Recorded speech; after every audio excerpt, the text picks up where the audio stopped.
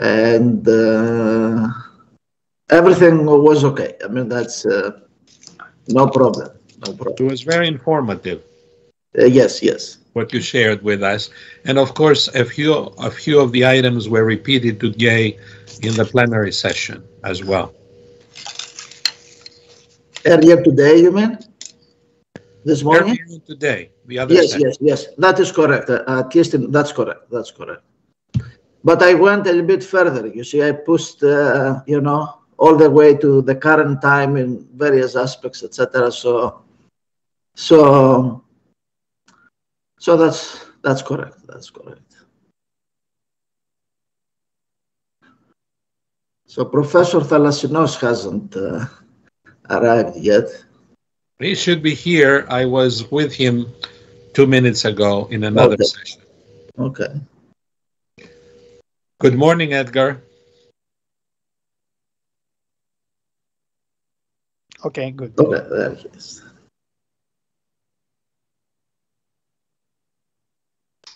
Good evening, and sorry for the delay.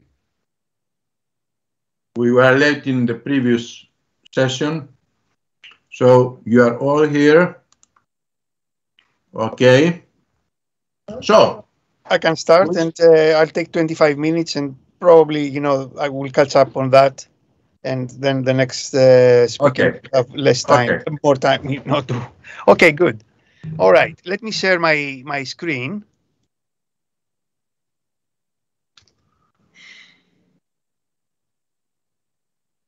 Do you see it shared? No, just a minute. Here.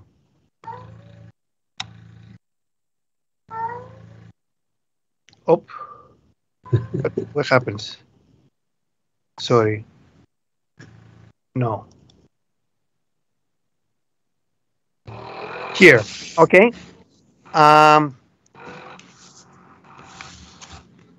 Okay, so everybody can see that. All right, this is a joint paper with PhD student of mine, Jason Liu, and my colleague Hugo Soon, and looks at the so-called domino theory of regional trade revisited, and the role of institutions in doing that. Just to give you an idea, this is an empirical paper on trade, and it has to do with the so-called preferential trade agreements, which are have been discussed in the literature extensively, whether, you know, they are actually helping or hindering further global free trade. Are they stumbling stones or stepping stones towards that? And there is, you know, work that suggests that they reduce incentives for countries to pursue further multilateral liberalization policies. And there are other studies that say that they are stepping stones towards global free trade because they facilitate additional work, additional negotiations with other countries to be parts of these agreements. Baldwin is in his 1993 paper produces the first sort of influential work on the domino theory of regionalism, which basically suggests that these PTAs, these preferential trade agreements, are stepping stones towards global free trade. And he suggests that they act like a domino-like mechanism because they can change the political balance of countries that are initially outsiders and make them sort of, or in some ways, makes them think that joining existing PTAs or building new ones would be a good idea. Egger and Large, 2008, were among the first ones to do an empirical test of the domino theory. And they did that using spatial econometrics. The hypothesis here was that the interdependence effect of the PTA memberships decreases with geographical distance. In other words, the further away the countries are geographically, the less possible it is for these PTA memberships to take place. So in other words, they take this geographical distance as a fundamental component of the so-called spatial weight matrix that they use in their analysis. And they do the analysis using panel and cross-sectional data. Now, what we do here is essentially continue on the framework, but enhance it by allowing for institutional quality variables to enter the spatial framework here. In other words, we propose to test this so-called institutional interdependence hypothesis, where the domino effect of PTA memberships decreases with the further away the domestic institutions of these participant countries are among themselves. In other words, countries that are far away in terms of institutional homogeneity, in other words, if their institutions are very different, they are unlikely to form a trade agreement, essentially. That's the idea here.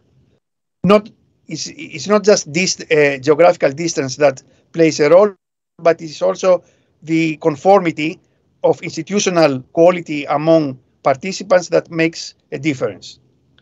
And we provide robust evidence using panel, cross-sectional, and a mixed domino effect approach, as well as we allow for endogeneity by essentially introducing a way of dealing with possible endogenous effects of institutional factors here. Now, institutions, especially democracy and economic freedom, such as property rights, are found to be important in explaining economic growth.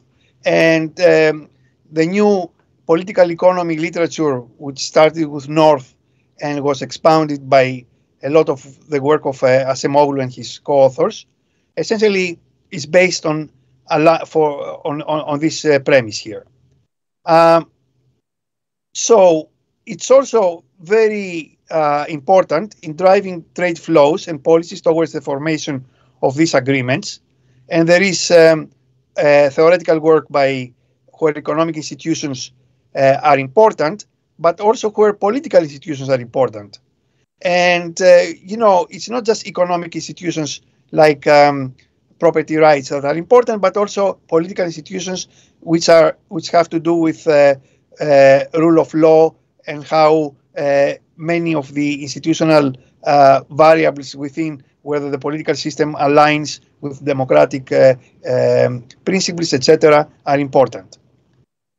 So that means that the coverage of these trade agreements extends from simply trade-related issues to deeper issues. For instance, environment and other issues like that.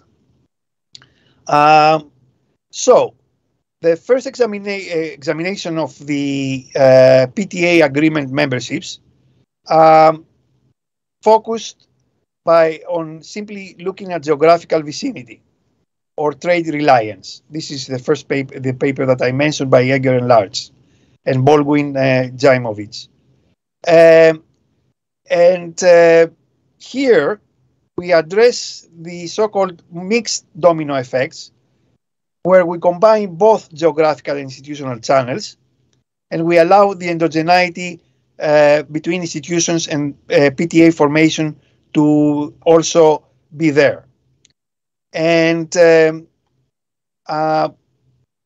we focus on the interdependence effect and highlight the significance of these domestic institutions here. So, the traditional World Trade Organization provisions essentially look at tariff, customs, taxes, and anti-dumping issues, which are purely economic issues. These are the so-called shallow trade agreements. The new World Organization extra provisions go beyond the current framework, and they allow for environmental laws, labor market regulation, intellectual property rights, and energy safety to also be part of the framework of negotiations. And the deep PTAs have different causes and consequences compared with the shallow ones, and they are much more closely related to domestic institutional quality. If you see here, this is a graph that produces the establishment of PTAs, of trade agreements over time, and the depth of them. As you can see, after 2005, for example, a lot or the majority of these trade agreements that have been struck between participants are mainly ones that have larger depth or wider depth than they used to be in the earlier days, which were much more shallow. So what we have is country pairs, just to basically talk about the results that we find, or what we expect to find, and we do find that. Country pairs with higher aggregate degree of democracy and economic freedom tend to sign deeper agreements on average. And country pairs with lower intra-group differences in democracy and economic freedom tend to sign as well deeper agreements. Okay?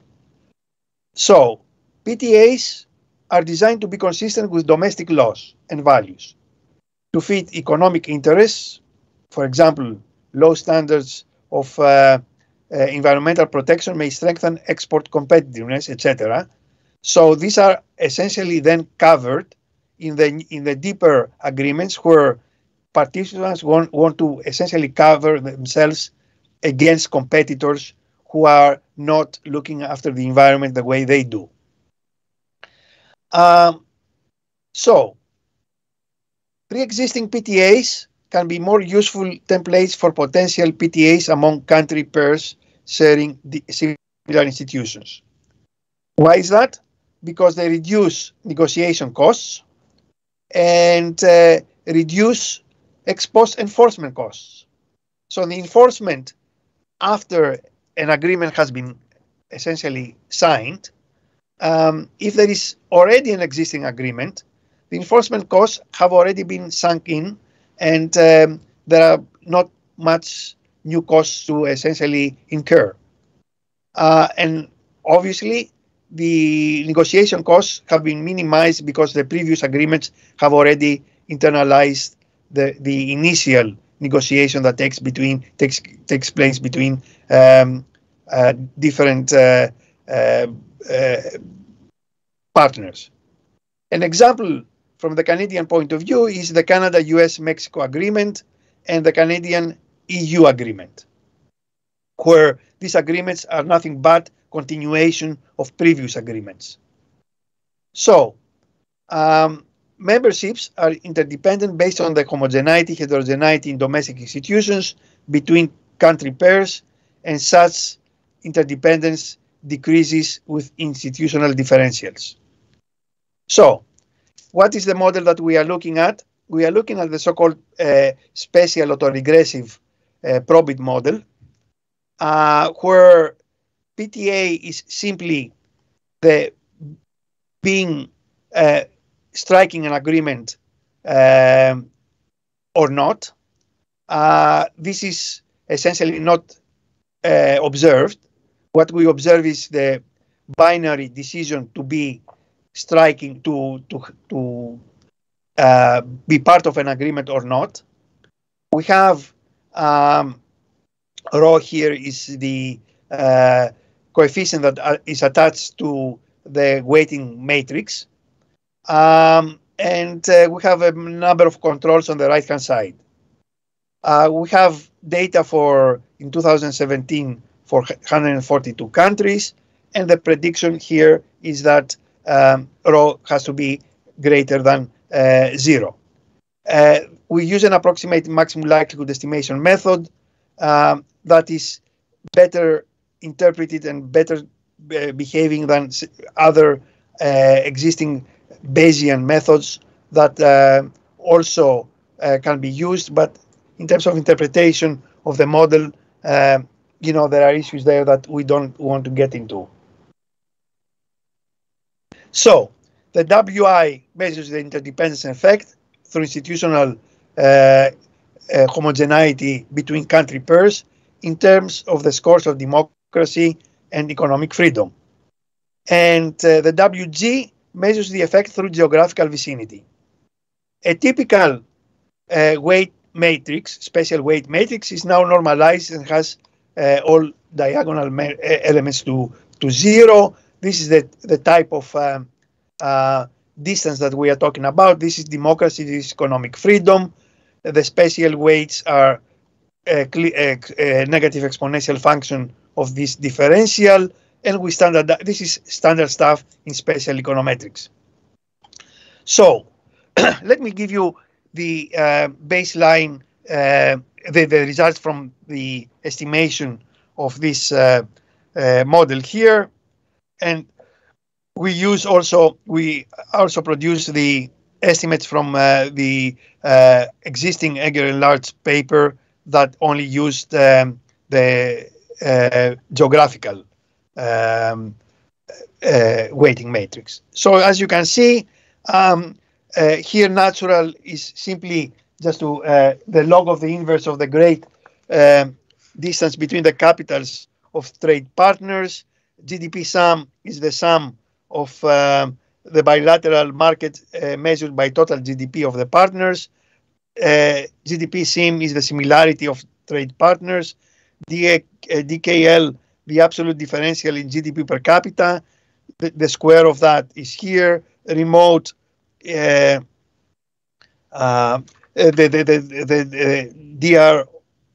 DROKL is the relative factor endowments differential between the rest of the world and a given pair of partners.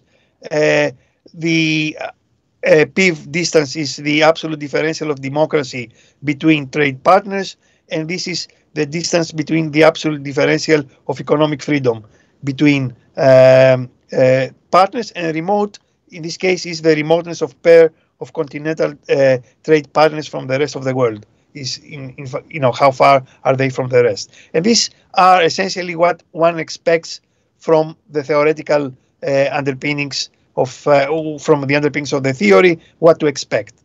And as you can see, both models here, G and I, give very similar results, except that the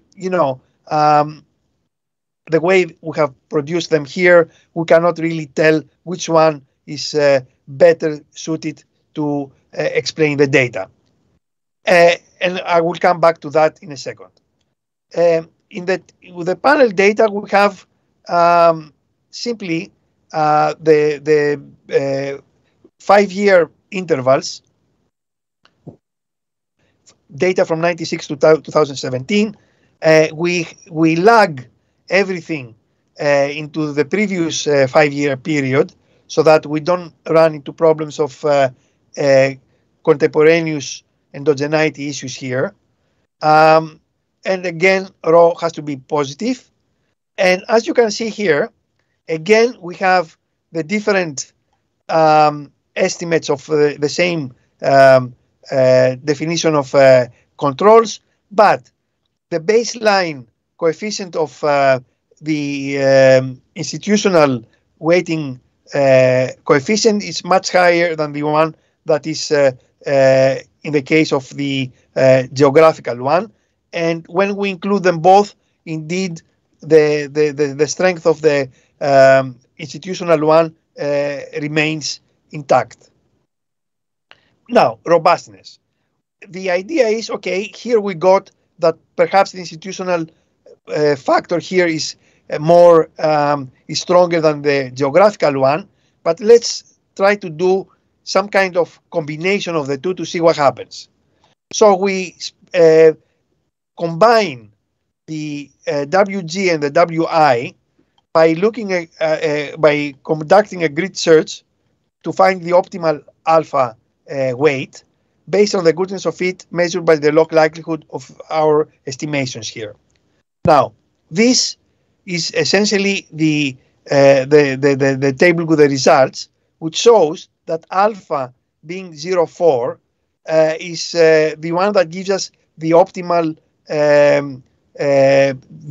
combination weight that combines geography and institutions. In other words, geography would come with a weight 40% and institutions with a weight of 60%. So in other words, in the context of what we have here, indeed, between the two, institutional homogeneity is turns out to be more important than geographical proximity. Now, the thing is, of course, we can have a two-way causality between institutions and formation of PTAs. And we set up a new estimation procedure to allow for the endogeneity of institutional variables by using, now, of course, there is no theory here. However, we use Monte Carlo simulations to establish, we have a model that uses lagged variables of the institutional as well as the institutional variables as instruments to act as instruments, and we introduce in the paper, we have the, it's a little bit elaborate, the method that we use. However, we validate this methodology with a Monte Carlo that shows that indeed we have, by allowing for this methodology, this method to be used, we get a method that is robust to endogeneity. However, when we do that, you can see that when endogeneity is taken care of and when it is not,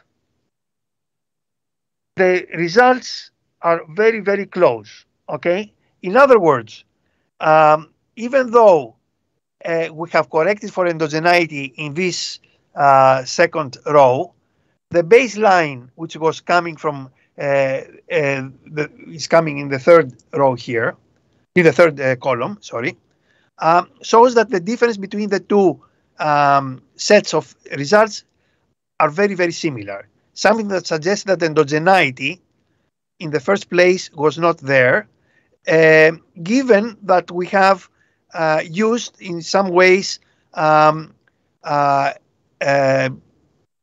instruments that seem to be essentially not having any effect on. Endogeneity is not there pretty much, and the instruments are doing their job, but they are producing results that essentially are not different from the ones that were not based on those. So, even though you do have the likelihood function to be better somehow than in the endogeneity case, still one could not really say much in terms of endogeneity being present.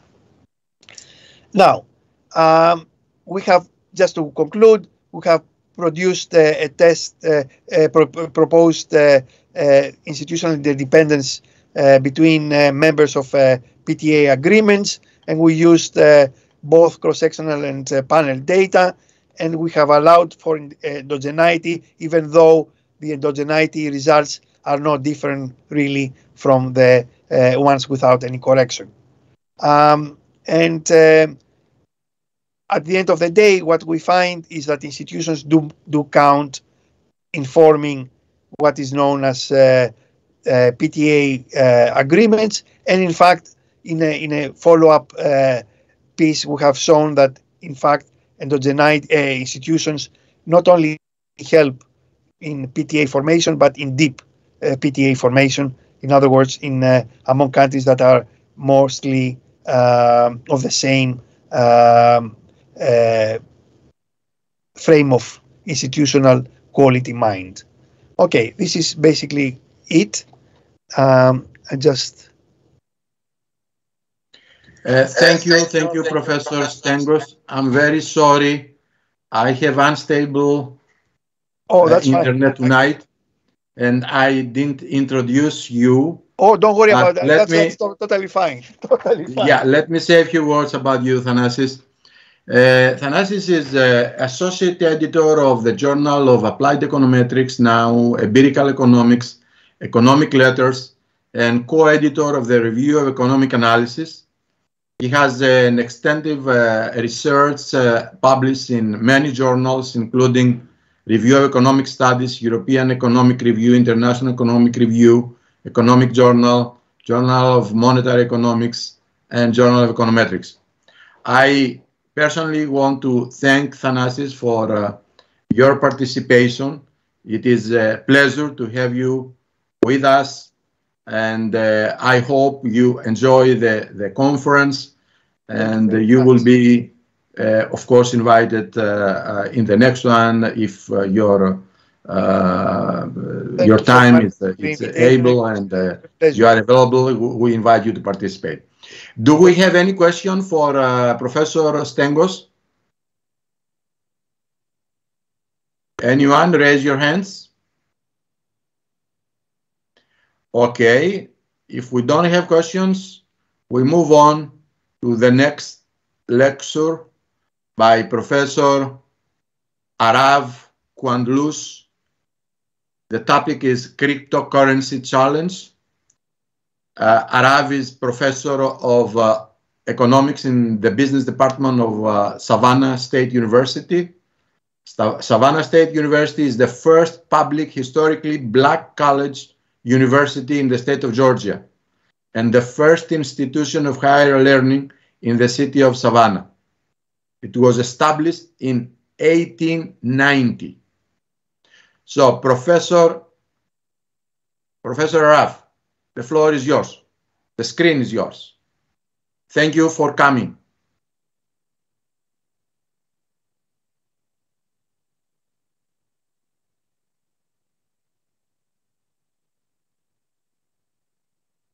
Oh, I'm sorry. I was speaking without hearing me. I think he's muted there. We can hear you. You are okay. We can hear you, but you may want to unmute. Oh, I'm sorry. My fault.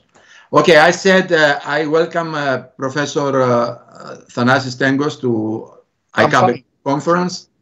And I just mentioned that he is associate editor in many journals, Journal of Applied Econometrics, Empirical Economics, Economic Letters, co-author Review of Economic Analysis. He has an extended publication record in many journals, among them Review of Economic Studies, European Economic Review, International Economic Review, and more.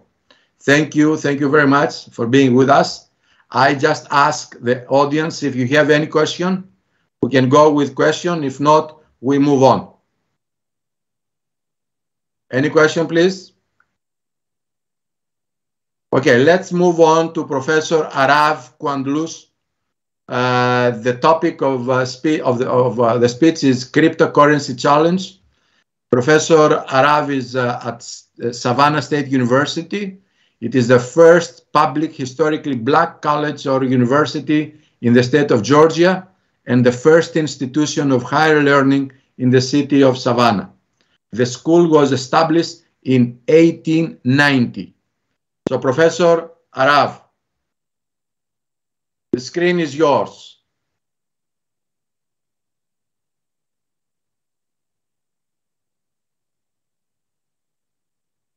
You cannot hear me? You can. No? Yes. Okay. So, Professor Arav, Professor Stengos, I don't think he may not be around, perhaps. Yeah. Okay. Did you shut down your desktop? Oh, let me shut down my. Yes, yeah, you're right. Okay. I'm done. Right. That's fine.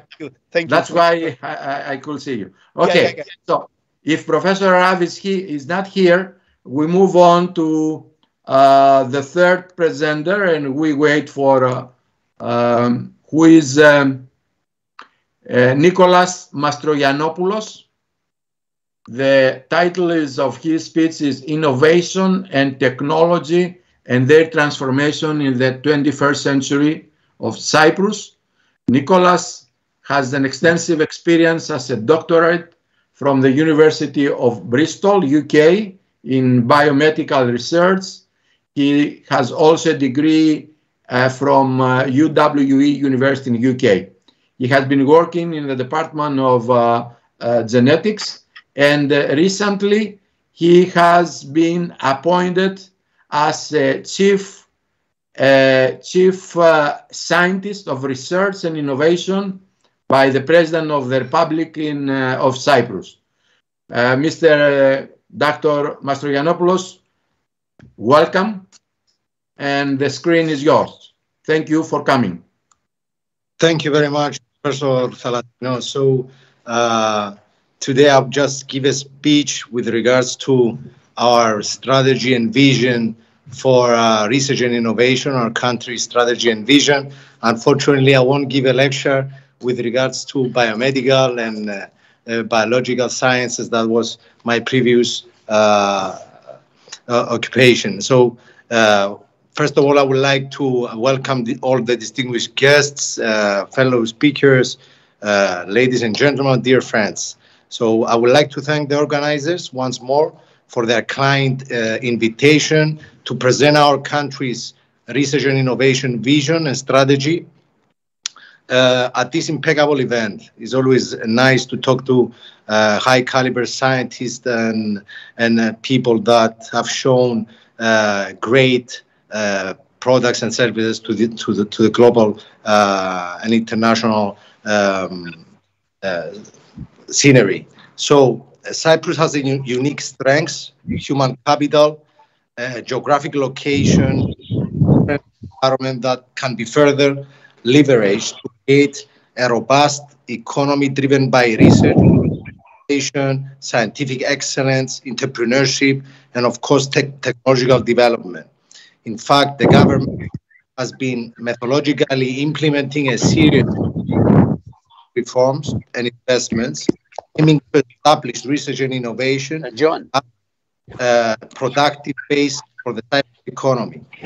Being a vibrant ecosystem of startups, technology ventures, innovative enterprises, which are all essential to this end and is therefore our top priority. For an extrovert ecosystem to flourish in our country, the proper conditions, infusing an entrepreneurial mindset, cultivating a culture of creativity and persistent innovation is, of course, one of our major pillars in our strategy. It is important to note that accelerating scale-up research and innovation ecosystem is also a fundamental pillar of the Recovery and Resilience Fund, the largest component of the Next Generation EU, the European Union's landmark instrument for recovery from COVID-19 pandemic. Historically proven, every crisis brings opportunity and change, and this is an opportunity we have to grab. In detail, the research, the RRF, will provide grants totaling of 283 million for Cyprus transition in the digital era, with proposed actions including, among others, the cooperation between private and the public sector and the support of SMEs and the digital transformation. I am pleased to share with you that the Research and Innovation Foundation, the main funding body for research and innovation in the country, an organization which I proudly chair, is currently in the process of designing new funding programs which are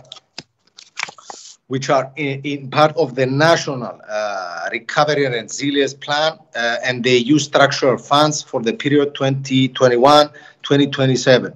And these programs will be announced very soon. as part of its mission to broaden the academia industry cooperation networks and bring our research community talents closer to industry and business. The Research and Innovation Foundation is launching also a national knowledge transfer office, which will facilitate the evaluation of commercialization prospects, will provide IPR advice, will develop the commercialization strategy of the country, technology, marketing and support, infrastructure for spin-off companies, and many other more. To this realm, a series of programs aim at supporting young researchers to become also principal investigators and helping them strengthen their capacity for project design and management have also been launched, and this is well embedded to our technology transfer programs. The ambassadors of the technology transfer is always the young generations, and I totally believe that postdocs are the ones that they can transfer the knowledge efficiently and in time. At this part of our commitment to support further the innovation ecosystem of the country, we have allocated also 20 million to startups and pioneer companies that will create and develop innovative products and services with international potential. We have announced funding programs like pre-seed and seed or scale-up programs to lead the creation of a total of up to now 188 new jobs, 86 of which in existing enterprises and 102 startups, which I strongly believe that some of these companies will soon be ready for their next step. And I commit that we are going to support them throughout the journey. One very important thing is bringing corporates closer to startups, together into a comprehensive ecosystem, as well as enhancing the linkages between academia and the research community with the business world is of paramount importance, as it is what we ultimately, as this will ultimately lead to the development of commercialization and value-added innovative products and services. Building bridges of communication between the fresh, innovative thinking of our academic institutions and the know-how and experience of industry, along with connecting forward-looking corporates and startups, are probably the most essential prerequisite for us to yield timely, effective results, which will boost our economy and lay the groundwork for a resilient future. And this is one of our top priorities. I strongly believe in the triple helix model of innovation and development. This refers to a set of interactions between academia, industry, and government in order to further foster economic and social development through its outcomes. As a molecular biologist, as you widely said, Professor Thalassinos, and a gene therapy specialist, this is the way my mind works in helixes and interaction structures. I believe this model creates the coordinated motion. It creates accuracy and structure. Whether these factors are important for innovation, development, and growth, this is up to all of us to decide. But I strongly believe that these interactions are competent enough in order to create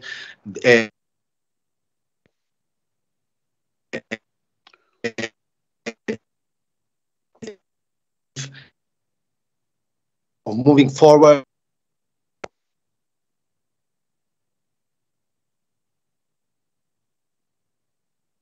We have a problem with the connection. We cannot hear you, Nicholas. Okay, probably he's out. We wish good luck to Nicholas Mastrogiannopoulos and fruitful results on his project and his good luck to his new position. Do we have any question for Nicholas Mastrogiannopoulos from the audience? So can you okay. We missed you for a while. Sorry about that. Okay, go ahead. That was not so innovative, and it doesn't reflect to our policy for digital transformation, but things happen in the best of technological developments. So I was talking about the innovation and how it grows, and whether this is decisive for academia industry to work to get together. So over the past few years, the innovation activity of our country has been steadily and significantly growing. Cyprus has demonstrated the second best improvement in the European Union and was among the top 5 countries that improved their performance by over 25% in the European Innovation Scoreboard of 2021, and has risen to the 28th position of the Global Innovation Index in 2020. For a small country, these are stable steps to go forward, and through our mission, bilateral, trilateral, or international collaboration with other countries, we think that we will further develop our score on the scoreboards, and we will further develop product and services with an international appearance. To this end, we have been focusing on taking top-down mission-based approaches, which I believe they also will show significant results. For example, through my role and through my organization, we have formed an official collaboration, let's say, with the Deputy Ministry of Shipping to create research innovation shipping environment to encourage and support innovation that will contribute to the increase of the sector's competitiveness, enable to deal effectively with contemporary challenges that we all see every day with regards to the shipping sector, and work towards making shipping sustainable, green, and smart. And we are very proud of this agreement. Similarly, our cooperation with the Ministry of Defense to develop potential dual-use technologies using various funding tools and relevant upgrades in order to create classified labs, and with this way create developments of dual use. The government has also kicked off the national strategy for artificial intelligence, while is in the process of concluding a bill for disrupted ledger technologies, more commonly known as blockchain technology, to make Cyprus jurisdiction friendlier for this type of technologies. The bill now is under public consultation and will then be submitted soon to the Parliament for vetting. An important development that will be launched soon by the government through the Ministry of Finance is the creation of the Equity Fund, aiming to improve the access to funds for small, medium enterprises, and specifically startups and innovative enterprises, in order to fuel their scalability and in return diversify the economic model and increase the impact of these companies. At the same time, the Deputy Ministry of Research and Innovation and Digital Policy is coordinating the startup and the scientific visas schemes, which I believe are enablers for talent entrepreneurs from third countries to work in Cyprus in order to establish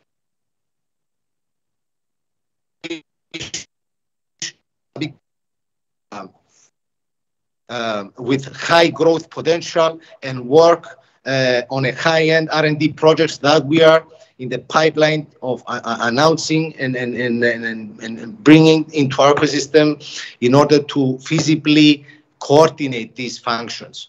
Another important scheme that worked successfully and will continue to enhance private investment, which I believe something that we're trying to significantly, I won't say we're lacking, but we want to improve our position, is the private investment and high-risk capital investments in products that comes out of research, in innovative enterprises, in startups, etc. So we have created the certification of innovative enterprises. So we certify the innovative enterprises, which is a tool that encourage the use of tax incentives created for investors in order to increase the capital that is very important early stage new companies, startups. So I can assure you Cyprus is fully committed to create a cultivated environment for tech companies, startups to form and grow with determination and long-term strategy, a solid game plan, and of course, a rigorous execution, which I totally believe that it should be at the right time. This is the right time to do that. This is a government-wide initiative. We are confident that with proper planning, coordination, and close coordination, either in national level or internationally, and by bringing together the private sector, we will most definitely succeed. So this brings me to the end of my speech, and once again, I would like to congratulate the organizers for this unique event. These are impeccable. Thank you very much for the opportunity to share our vision as a country, and obviously we are always open. Things fast. Thank you very much, Nicholas. We wish you all the best. Good luck in your new position, and hopefully we see you again in one of our activities. Thank you. Do you have any question from the audience? Anybody wants to ask? Okay, let's move on to the next speaker, Professor Arav Ouandlous. I have already introduced you, Arav. Yeah, yes. So you have the next 30 minutes to present your research.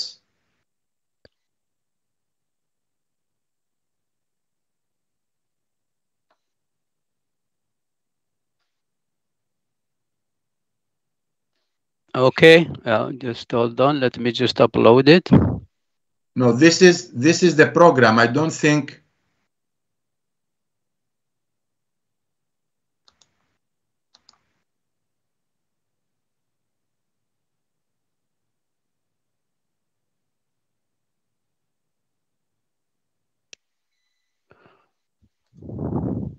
Take it out. Yes. Take it out. And that's why I'm coming. Yeah, I am bringing it in again. Let's see. Let's see this time. All right. There must be an X somewhere in your screen. Can you see that? I'm sharing it with you guys. Okay, here you are. Here you are. Okay. Thank you. First, I want to thank Professor John Malandretos for inviting me for this conference, as well as the team of organizers. And also, I want to thank you, Professor Talasonis, for reaching out to us through your email to keep, this conference, moving smoothly. And also, yeah, and good morning, everybody. Some of you is good morning, some it's good afternoon, and some it's good evening. Thank you for allowing me to share this thought on the cryptocurrency challenge. So the subject itself is very fast, and since we are given a short time, we are going to limit ourselves just to fundamentals that allow us to understand this cryptocurrency space. Before I start, I want also to thank Professor John Barkulas, where we worked on the Bitcoin initially, when we did some technical papers on Bitcoin, and we saw the technical part was not enough to allow us to explore and navigate, the challenge of the cryptocurrency. So we bounced each other ideas on Bitcoin as well as on cryptocurrency space, and I want to thank him. So let me, start with these major cryptocurrencies. Let me just give you the 10 most important ones with respect to the market capitalization. As you can see it here, Bitcoin still is the dominant cryptocurrency in terms of market capitalization. But Ethereum is really following, close and has moved very fast in this past, 5 years, as well as Tether and Binance and Cardano. Now, as we speak, as you can see it here on the source, the crypto market, whether, we include those who are on the exchange or not, it's already, as you see the number here, 13,525. But depending on which source we use, it's between 10,000 and this number. So what we can say, the cryptocurrency market has really blown up in this 4 or 5 years. And really what we are trying to understand among all this crypto market is what really the common point or the common ground among these cryptocurrencies, and how we are trying to make sense out of them. So for that level, we looked, at framework on which we can understand at least this cryptocurrency, and hopefully this framework we are proposing will help guide us or navigate us this cryptocurrency space with respect to the global business ecosystem. So this is the outline we are going to move, within these 30 minutes. We are going to take a look quickly at the cryptocurrency space.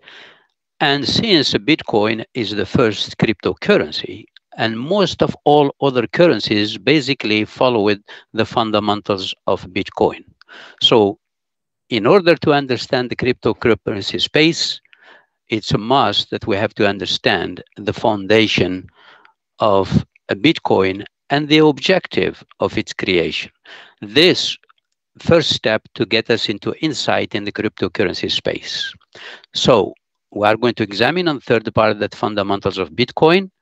Then we are going to take a look at these extreme views of the cryptocurrency. On one hand, you have the minimalist views who think really cryptocurrencies are nothing than a scheme or Ponzi scheme, and others who really look at them as a way to revolutionize the system. So really for us is to give you the guide how, after hopefully, this lecture, you will be able on your own to appreciate, the both sides, which means the minimalist as well as the maximalist. Cryptocurrencies, especially Bitcoin, were offered as an alternative to the current international financial system, as well as an alternative to the current fiat money. So how to make sense of the cryptocurrency space is we try to see what are the common points that linked all these cryptocurrencies, what opportunities they offer to us, and also whether they are going to exist outside of the public policy framework. And that's really a current important issue. And as far as the public policy framework has not made its decisions on all this cryptocurrency, it adds to the nervousness of the market to invest, in these cryptocurrencies, as well as a threat to some of the cryptocurrencies themselves. So that's the general outline that we are going to follow. The next one is the cryptocurrency space. As I said, before, the number of cryptocurrencies now range between 10,000 and 13,000, depending which source we are going to use. And it seems the level is not going too soon to level off. Why do we have so many number of cryptocurrencies? It comes back to the Bitcoin. When Bitcoin was launched in 2009, it was an open source software, which means that everyone, especially at the time, who has a computer capability of 2 meg, for example, of memory, even on your laptop, you will be able not only to enter into that cryptocurrency space, but you can create your own currency. So as a result, you see this mushrooming, of the cryptocurrency. And the major issue for us, as well as for the public policy, is to make sense who is really the cryptocurrency that offers value, and what other cryptocurrencies that are only there for speculation or as noise in the market. Then we are going to take a look what this cryptocurrency offer. Do they fulfill all the same functions? Do they meet the traditional currency or international transaction payment? Are they viable substitute for the international transaction and fiat money? And do they meet the basic traditional characteristic of money, which now a unit of account, a medium of exchange, as well as store or value? But when we look at the landscape of these cryptocurrencies, in fact, we found that they are not equal and they are not having a similar characteristic except with the fundamentals, which means some of them are already as securities, mix of securities and payment, store of value, and others are just speculative digital assets. And we are going to take a look at they are durable, and that's one of the characteristics basically of money. Of course, the question that everybody is asking, are they safe? Can we trust them? And in order to trust them, of course, you have to enter the agent, which is the public policy framework. And as far as we said, there are no regulations yet. It's very difficult to invest, in this without that speculative, element and the high risk, given the volatility. And some of them, in fact, exhibit extreme volatilities. If we take a look at the Bitcoin, which is the dominant currency in the market in terms of capital capitalization and also in terms of wide use, we take a look that in 2009, in fact, that Bitcoin was costing $1. 2-3 years later, it was costing between $1 to $15. And now, as you can see, it's moving, basically passing the threshold of $65,000. So this gets you to this speculative element. But what happened with the Bitcoin, the way we look at it, it has in fact both the speculative element and it has also the solid base, which we are going to review in a minute. So because of this mushrooming of the cryptocurrency market, they triggered, extreme emotions, extreme views, where some scholars, including a Nobel Prize in economics, look at them as nothing than a Ponzi scheme. They like them, to that Dutch, what you call tulip, mania that was taking hold in the 70s. And in fact, one of the previous governor of the Dutch central bank qualifies, in fact, the Bitcoin as worse than the tulip mania. So how we are going, to sort out these views is by appreciating the fundamentals which help us really sort out between these extremes. So before we do that, it is helpful to keep in mind, in order to understand the cryptocurrency as well as the Bitcoin, to keep in mind the following factors in the background while we are going to navigate the subject of the cryptocurrency. Money is nothing than a social and economic construct based on consensus. So which means, as far as people agree it's going to be used, and they are widely agreeing that it's going to be used as money, then it is going to be used as a means of exchange. As we know, historically, money has evolved from non-metal to metal, to fiat, and to digital. So really, to answer the question, whether, because it's on the digital and it's produced, by this binary 0 and 1s, can we trust it, as money? If we take a look at the social evolution of the money, is as far there is a social and economic construct, then it is money. And the digital money is not really new, and it was not brought, by the cryptocurrencies. It has existed, and it is, in fact, one of the means of transaction of the central bank and the banking system.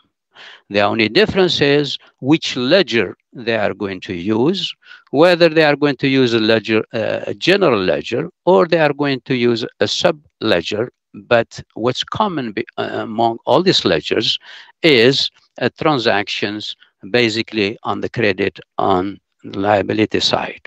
So the ledger concept is very critical, not only to the central bank money, but especially to this cryptocurrency. Because why?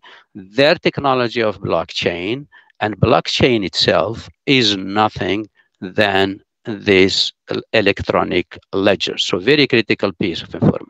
Why? Because physical and virtual transaction throughout history, which means including the present, either we translate them into physical ledgers or into virtual ledgers. And as I said, the current international banking system used the ledger and digital money, but not yet the crypto digital money. So let's now move to get insight to the Bitcoin. And it's helpful to put it in a historical perspective to appreciate, a Bitcoin as well as a good competitors, to a Bitcoin. One can argue that the main reason that the Bitcoin currency was created in 2009 was a reaction to the financial crisis of 2007 and 2008. Why?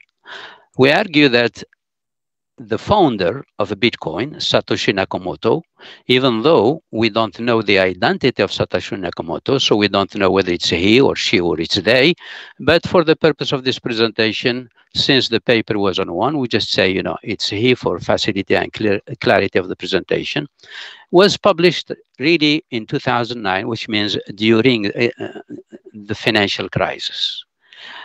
And some of the technology that Bitcoin relied on existed, in fact, before the financial crisis. So which means that the digital currency could have been launched even before that. But we believe that this launching of this currency was an opportune time during this financial crisis and motivating factor to launch an alternative, a new cryptocurrency on a new blockchain technology to settle transaction payment. What's the number two challenge? It challenges the existing global financial system of payment. Very important. Let me reinstate that. It is a challenge to the existing global financial system of payment, and it poses itself as substitute for the existing international system of fiat money. So this is very helpful to put in the background in order to move into that space. So understanding the fundamentals of cryptocurrency requires an understanding of the fundamental on which the first crypto, which is Bitcoin, rests. And that's very important because most of the other cryptocurrencies share, as I said, the basic technology blockchain and this open software that is, I said, a public and open source. Very important. So let's go to this main characteristic. Well, very important in his paper, and we are going to go basically to the source of all this Bitcoin, even though there are various, sources that were to characterize, what this cryptocurrency common basis. And I think to go to the source of the original founder, which is to look what are really the basic pieces on which this Bitcoin rests. So the first one, you all know, no intermediary, which means specifically here when we say new intermediary, we have an intention, no financial intermediary, no third party to solve that double spending problem, which is critical, that has a high cost in the existing system. It comes with a digital signature where you have the private key and your public key, which we'll talk in a minute. And it proposes also, what you call to solve this double spending problem, which is very important. And that's one of the critical piece of this new cryptocurrency. And how is going to solve this double spending problem is basically by using that peer-to-peer network. Now, how this works? Well, first, the transactions have to be stamped, and how to stamp them? By some mathematical hashing, functions, and on proof of work. In some others, they use proof of stake, but there are some similarity between, as I said, they take, their inspiration from the Bitcoin. What's the numbers here? That's important to be. Transaction record cannot be changed with redoing the proof of work. And the longest chain, that's very important, serve as proof that it came from the largest pool of CPU power. So really, an assumption that is not well stressed in the literature is nothing is 100% proof. Does it mean that the Bitcoin network cannot be attacked? No, it can be attacked like any other things. But what makes it a little bit resistant is, as the longer the chain block, the harder for the attacker to succeed. I repeat, the longer that chain block, the harder for any attacker to succeed. And in fact, here is the assumption. It says only a majority of CPU power is controlled by the nodes that are not cooperating to attack the network. What does it mean? If you have 51% that are honest and others are not, then it's very hard for the attacker to succeed. Now, remember, that's the assumption, very important assumption that sometimes we keep forgetting. And this will remind us, of course, there is some sensitivity here because it has to be based on that honest 51%. Now, with respect to changing the transactions, it's not impossible. In fact, it was proven by computer scientists that if you do, you get base 2 power 130 random numbers where you will be able, in fact, to match two transactions that are in the input with one transaction that are in the output. And the way it's system, I'm not going to go down deep in the technicalities. It works on the SHA-256, and SHA-256 means that the output is fixed at 256 bits, but the input is not fixed. So as far as you have a larger input, it will be very hard for anyone to be able to make changes, in the transaction. But it is proven at 98%, 9.2, that you can really do it. But the problem is it will take a long time, and it's not worth for the average even to do that. So that's the piece that I want to stress. Now, when we say cryptocurrencies, sometimes, the distinction we make is, since Bitcoin is the first crypto, and all the cryptos came after Bitcoin. So those who came after Bitcoin, we call them altcoin or alternative coin. There are many people who do not believe in these cryptocurrencies, call them with names I don't want, to say here in the audience, because that's not a nice thing to say. But just to give you the extreme views on these cryptocurrencies. Now, I said Bitcoin came as a reaction to the existing, financial system. So if it is a reaction, then obviously they might have seen that the system is not working. And according to the Bitcoin, why, to the founder of Bitcoin, why it's not working? Because the financial system exhibits these following weaknesses. First, it has inherent weaknesses in the trust model, which means it's based on the trust model. That's number one.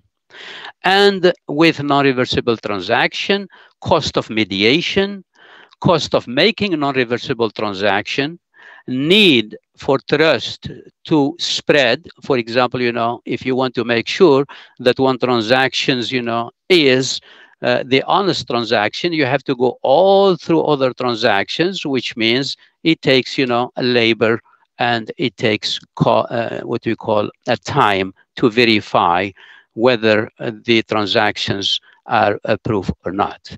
Then, of course, and this is in any system, you have a fraud that it is accepted or unavailable in the system. But what's most important is to make payment over this communication channel, which means digital existing channel, you have to go through a third party, trust party, which is obviously the financial system, the government. So we have to keep that in mind. So given these weaknesses, so what this Bitcoin wants and blockchain technology wants to solve? Well, it wants to solve this trust model and substitute it with what we call a proof, cryptographic proof.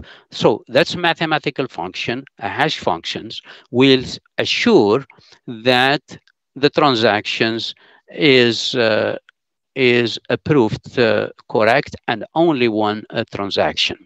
So replace, this trust by this cryptographic proof. Then the transactions eliminate the third party. Then the transactions will be done on this blockchain without the third party, which means peer-to-peer, no intervention in between. The P, which means needs proof at the time of each transaction, which means each transaction before is secured by this proof of work. Now, how do you know which transaction came first? And obviously there is here the timestamp, which means with this proof of work, each transaction is stamped when it is received and completed. Proof of work is done on it. Now, in terms of the vote of this node, you have, all this computer distributed, widely. And of course, when it comes to upgrade, the system, or make major decision on this upgrading, the system, and they have to vote. And obviously the proof of work here is one CPU, one vote, just to get to the mechanism. Now, what are the main characteristics? We just repeat.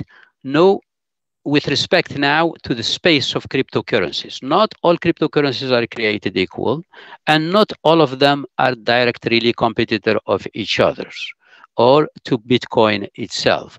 Each one is going to be really looked like when we're look at the stocks. Not all stocks obviously are the same. And as we said, because the space is new and it's growing every day, then we have, of course, a classification problem. But before even we get to the classification problem, we have to have the recognition problem, the adoption problem. So there is a lot to do before really we do that configuration of all the cryptocurrency that's in the space right now.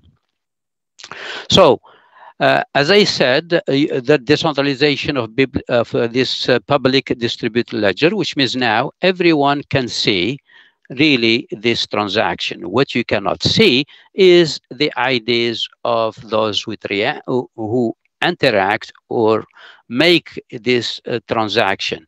And we have similar things, with the stock, with the digital board. You can see, the tape, the transactions, but you cannot see who make, the transaction. And that's similar with this decentralized public ledger. What's important, the transaction records are immutable, and there is extreme low probability. That's the one I was talking.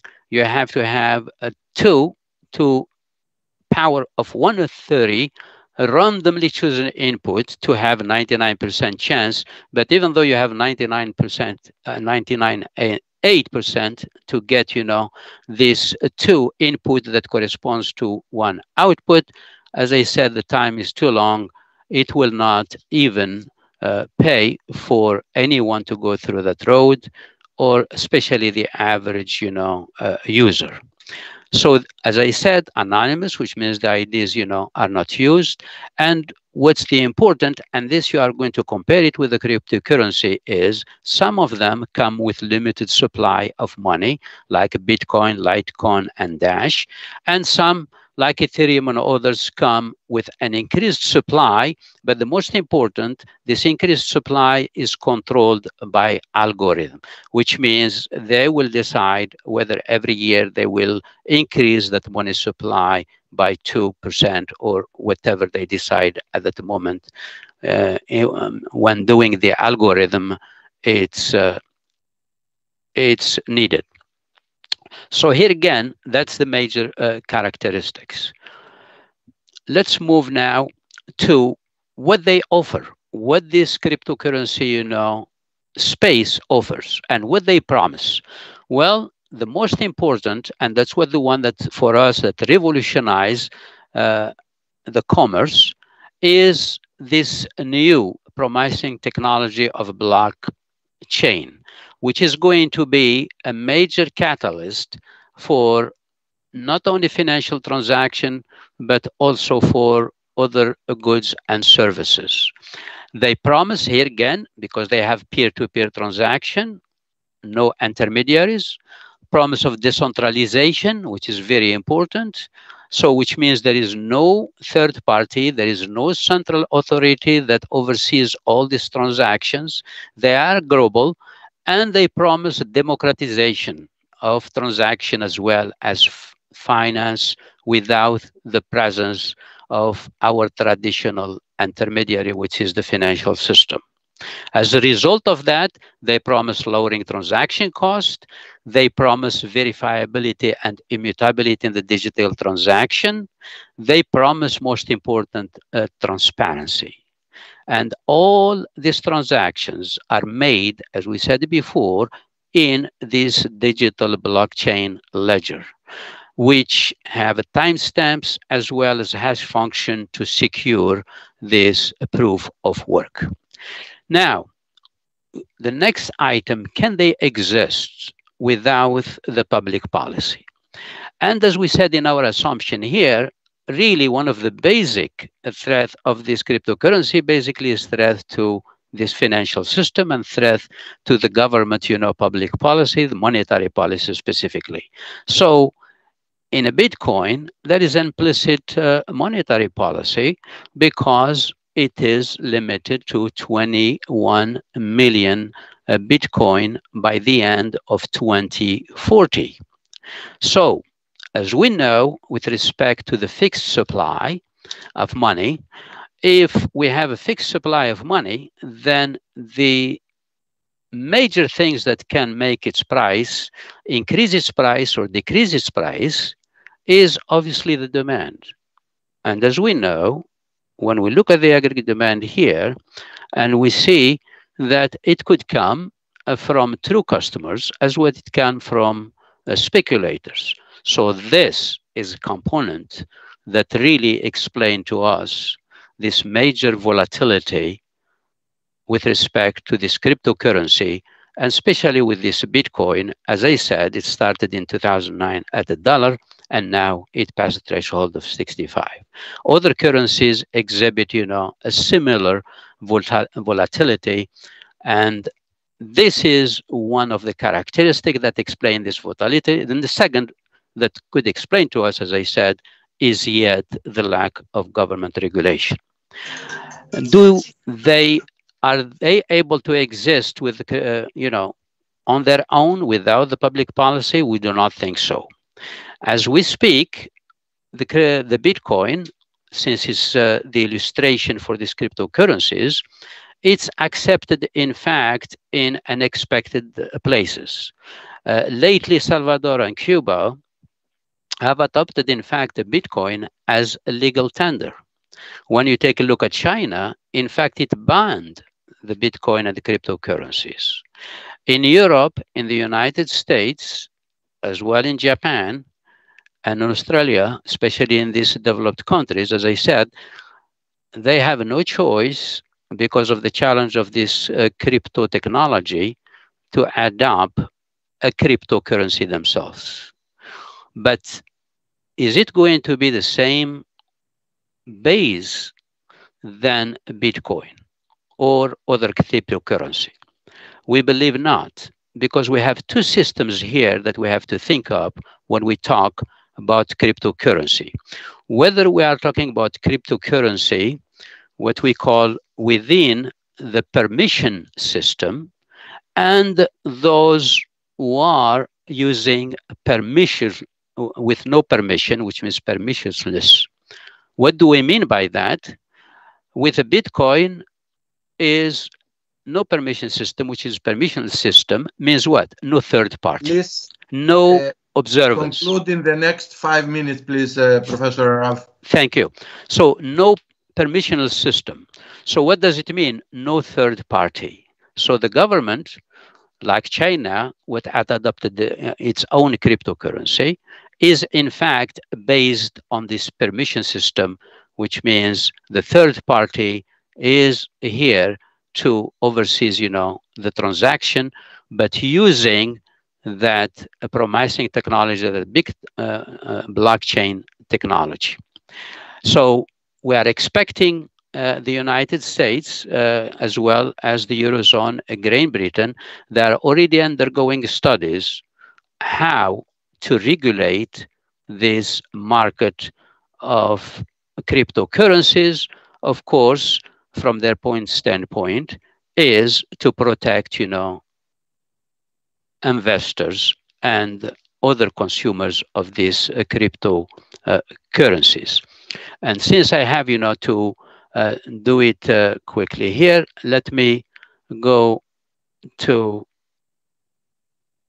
my conclusion here. So what's the conclusion, concluding remark? My cryptocurrencies are here to stay. Bitcoin is here to stay, but with regulation. Now, what it offers as decentralization and democratization, especially of finance, there are more than 3 billion people who still do not have access to banking. So this kind of cryptocurrencies will help them, in fact, engage in this virtual space. And one of the reasons that Salvador and Cuba was not used really Bitcoin as a speculative means of payment. But the reason why they use it concurrently with the US dollar, so it's not yet a currency where you buy things, with Satoshis, but with conversion to the US dollar. And the reason they put it as a legal tender for them is to allow the remittances, from overseas to reach, their destination in Salvador, because a quarter of GDP is basically due to these remittances. So here again, Bitcoin is helping that, and is helping saving something like around $485 million just in cost. So there are many attractive features in this new currency that we believe they are going to stay, but not at this stage of volatility. Blockchain crypto technology is going to revolutionize, according to our thought, this ecosystem of transfer of payment as well as goods and services. The limit to their growth will be determined by the government acceptance and the irresistible value they offer to lower transaction. So to judge these cryptocurrencies, you have to judge them each one according to what they offer in terms of value. For example, Ethereum, because we cannot go, the session is 2, I would be happy to answer it in the questions. With Ethereum, for example, it started, in its blockchain technology, beside, coming with money Ether, is to solve the issue of smart contract. And because they are offering a value and the value exists in that space, we believe it's going to continue to offer this. So each one, like stock market, they're happy to be evaluated at their minute, whether they bring value to the market, to the customers or not. And evaluation of this reminds us of the evaluation of the companies on the internet when they started. There were hesitation until the space became comfortable. And that's what we believe. There will be a reduction, and a big reduction in this cryptocurrency. If a history is of any guide, we saw it in the United States in the 70s, where many banks came to issue a banknote as competing with each other within 1870s and so forth. And they were limited, and they gave, in fact, a way to the existence of central bank. Number two, the Eurozone. We have 27 countries joining the Euro, is basically to have one currency. And one of the main reasons, as you all know it, is the transaction cost of convertibility, and also the comparativeness, the comparativity of goods across these states. And on this, I will tell you thank you for allowing me to share, my thoughts with you guys. And I'm happy to entertain any questions. Thank you very much, Professor Ouandlous. Please, if you have any questions, Professor Pellegrino, go ahead. Yes, hi, Arav. I liked your presentation very, very much. I have two questions. Yes. One question is, before cryptocurrency, until a couple of months ago, there was extensive mining in China, okay? Then they moved to Russia near the Arctic coast, someplace there, and then they moved to Belarus, okay? And then there's to Kazakhstan, someplace like that. So, I mean, mining cryptocurrency there, it's not the safest place in the world. So if I have to invest $65,000, I'm not sure about that. That's the difficulty I have. The second question is, before, when Bitcoin came out, it was practically free for a transaction. Now, if I buy a pair of shoes, $100, how much is a transaction? 10, 15, 20 bucks. So the transaction costs are increasing, okay?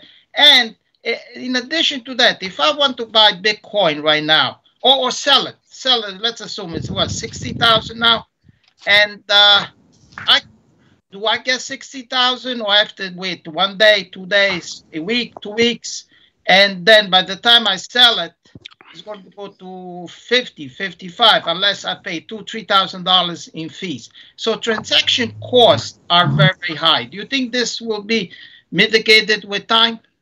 Thank you very much for my questions.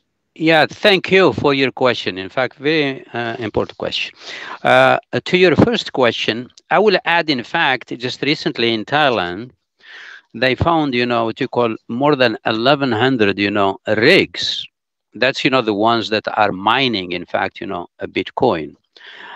And Bitcoin is not illegal, but what they found that this 11, rig were using electricity, but they were not using it legally. They basically, stole something worth of $2 million electricity. So as a result, the government, destroyed, in fact, all the rigs. So here, to add to your point, it's not just that, in China. And most of them, when it's banned, in fact, what happened, most of the banning the rigs in China came, to Canada, and around 30%, 35%, came to Texas. Right. So this, in fact, it's a good thanks for the resistance of this Bitcoin network, because it is spread worldwide. And as I said it, in my lecture, that even if you destroy part, as far the 51% still holds it, then the system is sound. So it is the proof, even with all this, still the Bitcoin is functioning because of its conception. It is spread globally and anonymous among all this. All what you have to do is get your computer, get your node, and connect, with that global space. So basically, this one is test to its resistance than to its weakness. To your second question, which is, you are right, is with respect to the cost of transaction in changing Bitcoin. As you know, I just tried to look at the fundamental in this cryptocurrency space. You saw me, I didn't go into the digital, what you call wallets and the difference among these digital wallets, where it trades, on exchange or not.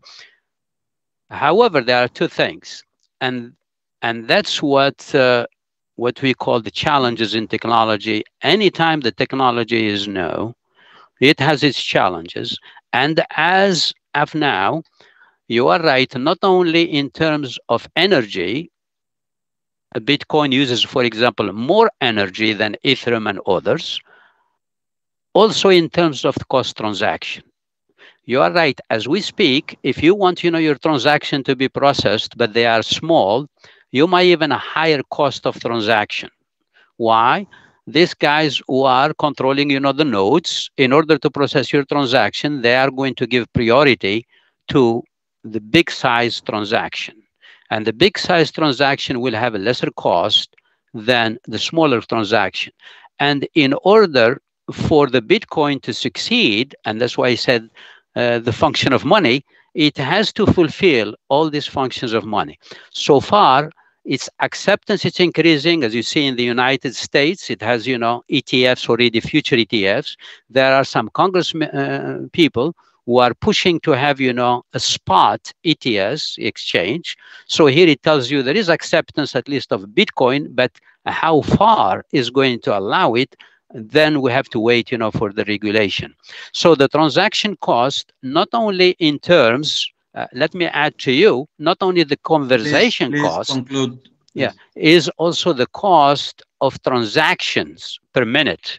As far, it's far away from, for example, transaction per minute in Visa or MasterCard. So in order for it to reach that global currency, it has, of course, to meet all these challenges per minute and transaction per cost, converting exactly what you said.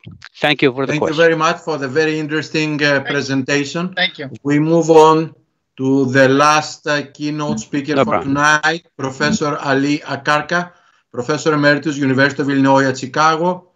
Ali was professor, served the University of Chicago since 1975. And he has also worked as a research associate at the Department of Public Policy Studies of the University of Chicago. His articles are on the behavior of oil prices, their impact on the economy, the effect of tax rate changes on tax revenues, and more. He is now considered as one of the best in predictions of elections in Turkey and other countries as well. Professor Akarca, the screen is yours. Please download your presentation and start immediately. Open your microphone, open your microphone, open your microphone. Yeah, thank you, Al, for the introduction and organization, as usual. I'll try to get my PowerPoint.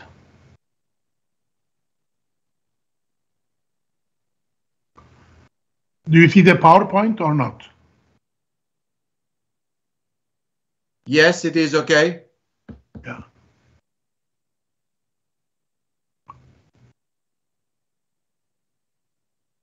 So it is okay? Al? You see the PowerPoint? Yes, Ali, go ahead. Go ahead. Yeah, okay. Yes. Okay. Yes. Well, I'm going to talk about a different topic. well-functioning economy and democracy requires voters who, from time to time, review the government's economic performance and reward them for good performance or punish them for bad performance. Fortunately, Fortunately, economic voting literature shows that indeed voters do review and punish or reward governments. However, how voters make their evaluations is of importance as well. For example, economic voting literature shows that voters pay more attention to recent past and distant past and give more weight to growth than inflation. And this results in political business cycles, as you know. Before the elections, governments try to stimulate the economy, and after the election, to stop their inflationary effects, they put the brakes on. Okay. Now, today I'm not going to talk about that. I'm going to talk about another important issue, and that is whether voters evaluate economic performances of different types of governments the same. In particular, whether single-party governments and multi-party governments are treated in the same manner. And secondly, whether in coalition governments, all of the partners are treated the same way. Okay. Now, there are some studies, not too many, but some studies which show that strength of economic voting is less in cases where clarity of responsibility is not clear for the outcomes. Okay. Under coalition governments, voters have a difficulty apportioning the blame or credit for the economic performance. So as a result, they tend to give less weight to economy than other factors. Okay. Now that's important because if you are rewarded less for a good performance and punished less for a bad one, then you have less incentive to perform well. And secondly, if you don't get votes through economic performance, you try to get it through other means, like using populist policies and so on. Okay, and some studies go further. They examine whether different parties in a coalition government are evaluated the same way, and the answer is no. It appears that voters hold the major incumbent party more responsible, and junior members not responsible at all or much less responsible than the major incumbent party. So what does that cause? That causes the minor parties, if they cannot get votes through economic performance, then they resort to other policies like populist policies. They try to distribute cheap credit or patronage, things like that, or give subsidies and so on. And all of these are detrimental to the growth of the performance of the government and the overall performance of the economy. So that's why it's important how voters vote. Now, the purpose of my presentation is to use Turkish data, the Turkish case, and to understand whether in the case of Turkey, different governments are treated differently and different parties in a coalition government are evaluated differently. Okay. Now, Turkey has rich economic data, election data. Democracy is in existence since 3/4 of a century, although there were interruptions by coups. Nevertheless, we have a long period where single-party governments ruled and coalitions ruled, and some coalitions had 2, some 3, some 4 parties in it, and some of them were ideologically compatible and some were ideologically incompatible. So this gives us a chance to evaluate how different parties are treated by the voters. Now, my analysis will be based on a vote equation, which takes into account not just economy, but other factors too. Of course, the other factors are there to control, but in the process, we learn how other factors affect voter behavior as well. Yeah, there are these other variables go under different categories. I will show you the equation. It looks very complicated and long, but it really isn't. I'm going to explain each term one by one, and then, or the key terms one by one, and tell you which category they relate to. Okay.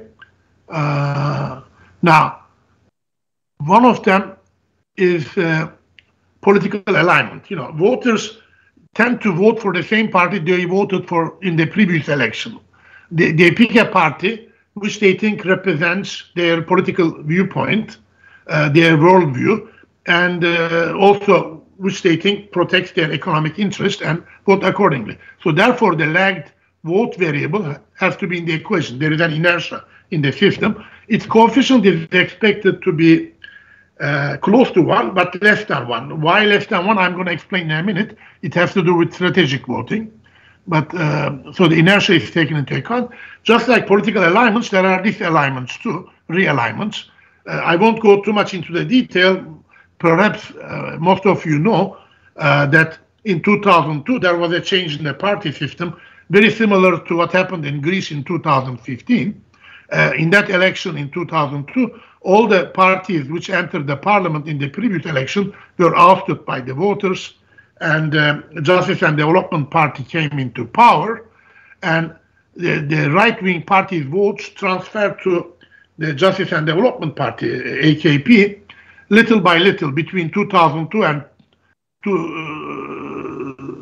2011, and there are some variables in the equation to take care of that, but I'm not going to go too much into detail unless you have questions. Now, voters also vote strategically. Now, mainly for two reasons. Number one, part of the incumbent party's supporters, to balance and check it, they vote for other parties. Not all of them, but some of them, you know. And then there is another reason, and that is the election threshold. You know, in parliamentary elections in Turkey, there is a 10% threshold to be represented in the parliament.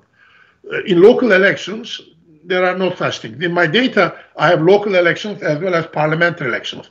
Local elections in Turkey are like national elections in the sense that they are held simultaneously nationwide.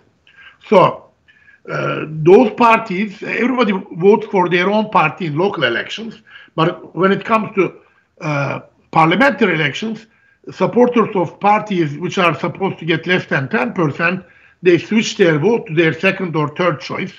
So that's the other strategic reason. And oops. Yeah.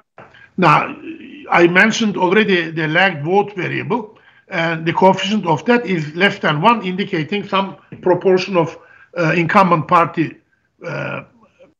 supporters switch to other parties. And that's more so in local elections. So there is a variable to indicate that. This delta L is 1 if you go from parliamentary election to local election. It is -1 if you go from a local election to parliamentary election. And if there are 2 parliamentary elections in a row, then it's 0. And delta B does the same thing for by-elections. Okay, so that takes care of the strategic vote. And there are some dummy variables to take care of some special events. I won't go into that. Now, there is a cost of ruling. If you, as long as you remain in power, you make decisions, you sell some promises, you make some mistakes, and all of these cost you part of your political capital. There is a depreciation in the political capital of the incumbent party or parties, and that's represented by this term. R is the number of years the party was in power since last election. Okay, and the coefficient is supposed to be negative. The more you are in power, the more depreciation you suffer in your political capital. Okay, and the constant in the regression, in a way, represents political incumbency advantage. If you are incumbent, you decide where the investments are going to take place, their timing. You can give subsidies, you can provide cheap credit, patronage, and so on. So that gives some advantage. The greater the constant term, the greater the advantage of incumbency. Okay. Now, another variable, new. If the party, incumbent party, has a new leader, it may change the situation. Now, its coefficient can be more than 0 or less than 0. We don't know a priori. Why? Because on the one hand, new leader is less experienced, so the good experience leaves. On the other hand, it provides a clean slate. All the mistakes, all the anger will go away. So it may be positive or negative. Well, I'll show in the results. In the Turkish case, it turns out to be positive. Out with the old leader goes its sins as well. Now I'm getting to the crux of the matter, what we are examining today. Now, GT stands for growth rate, okay? And then PT stands for the inflation rate. So as you would expect, coefficient of GT is supposed to be positive and inflation, it's supposed to be negative, okay? Now, if I leave only these terms in, then all governments are treated the same. So to avoid that, I try to have an interaction term between growth rate and some variable called ENOP, which is effective number of parties. Now, let me explain what effective number of parties is. We economists, we have index of concentration. For example, to see concentration in the market, we take firms' market shares and square and sum them up. You know, that's the index of concentration. If it is 1, then it means there is monopoly. Okay, so you can do the same thing. Political scientists do that for the share of the parties, not the total share in this case, but share in the government, total votes of government, what share each party has in case of coalition. Now, the difference is you take the reciprocal of that. If this was market situation, we will call it effective number of firms in the market.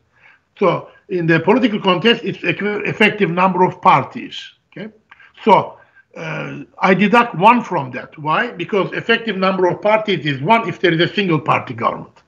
So that variable is 0 if there is a single party government. But if there is a coalition, it's different from 1, indicates how fractured or how fragmented the government is. Okay, and that applies to interaction term with inflation too. And then there is 2 other terms. I called it mixed. What it means is, are the parties in the coalition have the same ideology or different ideologies? In the political spectrum, if at least half of the parties are on the other end of the political spectrum than the major incumbent party, mixed is 1, otherwise it is 0. Okay, so when you put all those variables together, I know you cannot read the numbers. I'm going to give their interpretation. I'm showing the table just to point out that all of these variables I mentioned are significant. Those cells, which are shaded dark gray, are significant at 1% level. And those in light gray are significant at 5% level. Now, I'll get to the others, but let me get to the crux of the matter. The growth rate, I fit the equation for major incumbent party alone and all the incumbent parties put together in case of coalitions. So if you look at it, about 1% or 1.05, 1% growth gives you 1.05 votes to the major incumbent party. On the other hand, inflation, if it is 1%, it takes away 0.13% of votes. Now, they have the right signs, and notice that growth effect is much more than the inflation rate effect, which I talked about before. Now, when you put effective number of parties, interaction term, the coefficient is minus 0.46. In other words, if the major incumbent party has partners, the effect of economy is reduced almost by half. Depends on how many partners you have. But, oops, what happened? On the other hand, if you put the mixed interactions, they are insignificant. In other words, it doesn't matter for the major incumbent party whether it matters whether they have partners, but it doesn't matter whether the ideology is similar to theirs or they have a different ideology. Now, if you look at the situation from the all incumbent parties, the right regression to look at is the last one. And there you can see again, effect of economy is 1.22 and inflation is minus 0.12, very similar. But when you put the interaction terms, the growth rate interaction with effective number of parties is minus 0.62 and the inflation is 0.22. And also the mixed variable with the growth is significant, okay, and negative, which means if the government is made up of more parties with different ideologies, it reduces the effect of economy on the vote share of the government as a whole. But let me get you the results, what it says. So this part I already told you. Now, effective number of parties in the sample, in case of coalition governments, varies between 1.18 and 2.88. Different governments have different fragmentation. So what does that imply? It means in case of coalitions, the major incumbent party gained from 1% growth some votes, but that differed between 0.19 and 0.96 points. It depends on number of partners you have. Now, the effect on the inflation case, its effect is already small, and when you have partners, on face value, its effect gets a little bit less, but it's not significant. Now, if you are interested in other aspects, there is 6% advantage to incumbency, and the rate at which the political capital depreciates is 4% per year. It's 4% not all the votes, but votes of the incumbent party, major incumbent party. Okay, and there is, I won't go into too much detail because we have time considerations. There is strategic voting, and it differs depending upon whether you go from local to parliamentary election, or parliamentary to local election, or by-election to parliamentary election, and so on. But it varies between 0 and 26%. Now, well, let me skip that. Now, when you take the whole government together, as I said, I already mentioned the effect of the growth rate and inflation are about the same as the major incumbent party, and the fact that effect of economy decreases with the number of parties in the government increasing, it's a little bit more on the total government, and it affects inflation too. Now, the interesting thing is when the effective number of parties in the government exceeds 2, the effect of growth on the government's vote share turns negative. In other words, government as a whole doesn't benefit from good performance, and the effect of inflation becomes positive. Now, since, well, let me continue. Now, when incumbent parties exhibit substantial amount of ideological difference, economic growth and government's vote share become inverse related, regardless of the number of parties in the government. So what is the conclusion? It appears that when they are at the opposite sides of the political spectrum than the major incumbent party, the minor incumbent parties begin being viewed by the electorate as if they are in the opposition. And it has major implications for economic performance of the government. Because oops, where did I cannot see the top of my thing. Oops.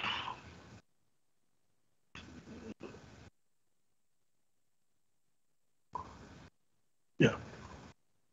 So let me conclude. There are a number of studies on Turkey, including mine, which establish the existence of economic voting. So what does the present study do is confirm that, but it goes a step further by showing that the strength of economic voting decreases as the number of parties in the government and the ideological distance between them increase. It also finds that voters hold minor partners of a coalition government, especially those differing in ideology, less responsible than its major member. So the minor parties then resort to other means of getting votes, like distributing patronage, giving cheap credit, or giving subsidies, things like that, or providing jobs for their supporters. So the paper's findings also shed light on the literature studying political determinants of economic performance. That literature finds that government's performance decays as the number of parties in it and ideological distance between them increase. And there are various reasons given for this. And this conclusion of this study shows that incentives provided by the electorate to coalition governments being weaker and conflicted can be culprits in this as well. Today, earlier, there was a session on Greek economic history, and people discussed how performance differed in different periods. Maybe one other thing that has to be taken into consideration is what type of government was provided, was in power at that time. You know, for example, Professor Bitros mentioned institutions, and then Professor Thalasinos mentioned that you know, the voters do not pay attention to what the government does, and so on. It may be all related to the factors I just described here. So this is the end of my presentation. If you would like to have the paper on which it is based, you can send me an email and I'll send it to you. Thank you very much. Thank you very much, Ali. Very interesting. Before I ask for questions, would you please inform us how was your prediction in the last election in Turkey? Well, I'm embarrassed to say it was very accurate. It was. I know. I read it in the paper. Yeah, it was about half a. It was almost within yes, half a percent. Accurate, you know, yes, very accurate. You know, it was accurate in other elections also. But yes, that's not my doing. It's power of econometrics. Yes, yes. Okay. Any question from the audience before we close the session? Any question? Okay, this concludes session P8, the third session with keynote speakers. Now we have started another session, which is the closing, the official closing session.